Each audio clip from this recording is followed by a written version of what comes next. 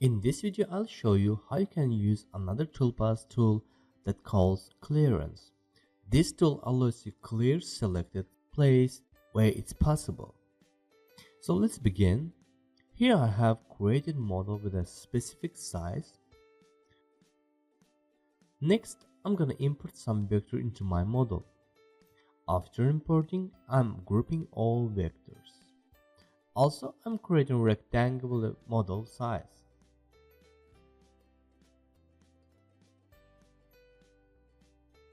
After, I'm selecting rectangle and from right mouse button menu, sending it to center of the model. Next, I'm going to resize imported vector. Here what I want to clear everything inside this model except this logo. So empty tools will be convex on the material. To do that, I'm going to use clearance tool that under toolpath.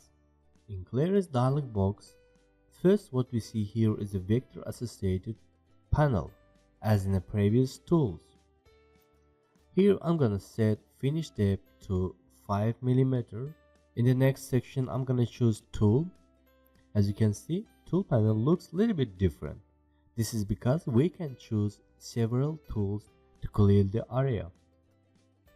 So I'm gonna click and add button and choosing 10 mm tool. After choosing tool, you can see tool information here. Below, you will see tool clearance strategy. The first one is a raster. Raster cleaning area by moving mill from left to right in straight line.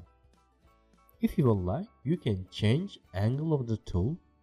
If you will check independent finish depth and enter into field some amount, then this tool finish depth will be taken from this amount, not the general depth amount that we set above. By add ramp moves, you can reduce load to mill. I already explained you in the previous videos. Let's switch to offset strategy. This tool has its own configuration. This tool working a little bit different.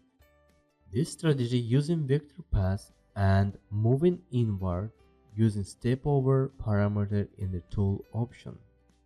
So if you look to tool parameter, you will see that step over here, I'll use 10 mm mill.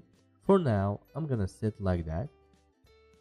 Below in offset option, you can change direction of cutting. Also, you can choose between start points. With the outside option, mill will begin cut from boundary to vector center. With the inside option, it will begin cut from center and will move to the boundary of vector. So I'm selecting raster strategy, selecting both vector and clicking on calculate. As you can see, it creates a straight line that show moving direction of the mill. If I will go and change step over amount to 5 and calculate again, you will see that gap between line get bigger. Now let's simulate. After simulation, you can see that it's impossible to recognize as ladder. This is because gap in curve are small than 10 mm and tool can't clear this place. That's why I'm gonna add another tool to clear that area. Let's delete toolpath and simulation. Then in tool panel, I'm gonna add second mill with a 3 mm diameter. Calculating again and simulating. As you can see, this time we get better result than previous and S letter easily can be read it.